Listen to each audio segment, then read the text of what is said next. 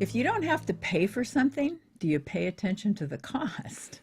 I mean, have you ever noticed the cost of medical and hospital expenses when you have insurance coverage and you don't have to foot the bill? Like, have you ever noticed how much a Band-Aid costs? Well, that'll surprise you. What about lab tests and scans and other treatments and medications? I mean, when you get medical expenses that are covered, do you ever dispute them or do you even care? Well, Johns Hopkins Hospital, they did a study and it showed that doctors are oblivious to the cost of tests and drugs and treatments. And when the doctors do know, then they order differently. Yeah, it's amazing at how little we pay attention to cost of things. I know years ago when I was not thinking of cost so much myself in healthcare, my goal was just to give the best treatment that I possibly could for my patient, and the cost wasn't a factor. But if we continue to operate that way, we'll bankrupt the system.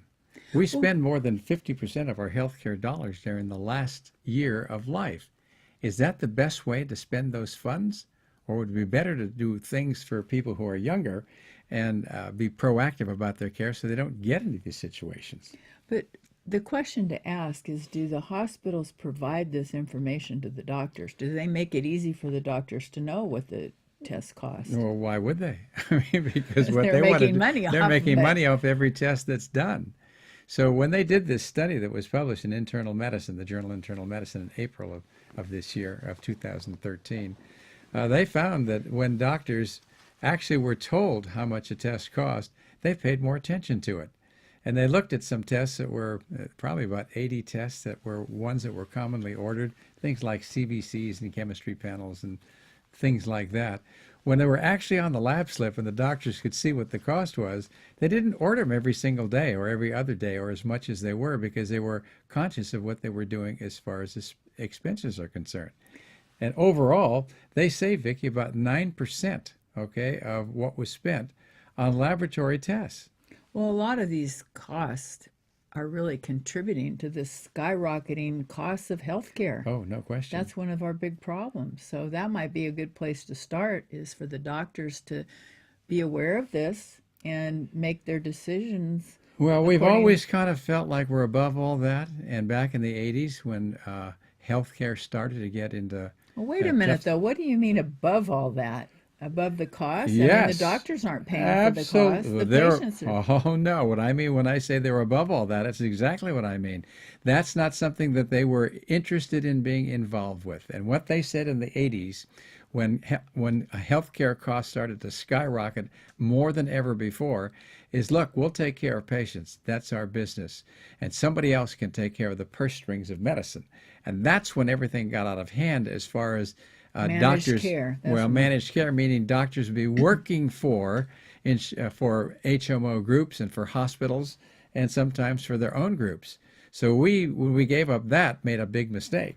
I think also, most doctors are ordering tests for the benefit, excuse me, of the patient, and also they want to protect themselves legally Well, too. that leads to ordering more tests than we actually need. You don't have to do a blood count on every single person for every day that they're there, or do a chest x-ray every day, or do some of the other tests that we tend to say, well, I wonder how things are going.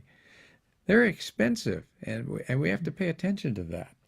Well, hospitals have just kind of become like machines. Well, they are money machines in lots of ways. They're not they're playing a game with the insurance companies. They will massively overcharge for a Band-Aid, $10 for a Band-Aid. Hello. Or they're marking up drugs. You look at the cost of gamma globulin for the pharmaceutical industry is about $300, and they're selling it, most hospitals are selling it for about $2,000.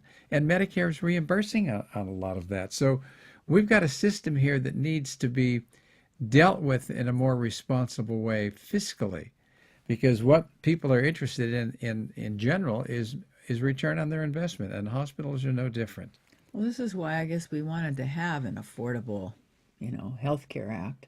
Well, that's Because part of it. people, if you have to pay for it out of your own pocket, you can't afford insurance. I mean, you'd have to sell your house and your car. And Well, I mean, I was in a hospital with a little hip replacement. And a little. It went a little bit sour, and the bill was $89,000 when I was through.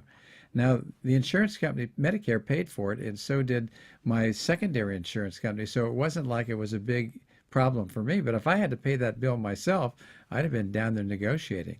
And people who don't have insurance are billed that full amount, whereas the insurance companies will negotiate with the hospital. And very often, I'll bet of the $89,000 that was charged by my hospital for the whole, everything that was involved, they probably paid about 15.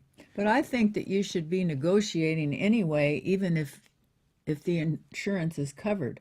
Yeah. Because if the insurance company is paying all these astronomical costs and some of them aren't really necessary, Right. Well, who do you think's paying for them ultimately? well, that makes our insurance rates go up. That's exactly right. And that's why there are a lot of people that can't afford insurance. That's part of the deal. So what we need is a more responsible system. So doctors should be doing more comparison shopping. Who's better qualified than a doctor to decide which test really needs to be done and which one isn't? It certainly The isn't. insurance companies think they are. No, that's right. Well, and they tend to discourage as much as they can because they're trying to contain costs. So we have to be a little bit more aware of what's happening as doctors get more involved in that process. And it's not an easy prospect when you're trying to put business in the hands of physicians, because we have kind of a reputation of not being too good at it. But we've got to start doing it if we want this to work out right.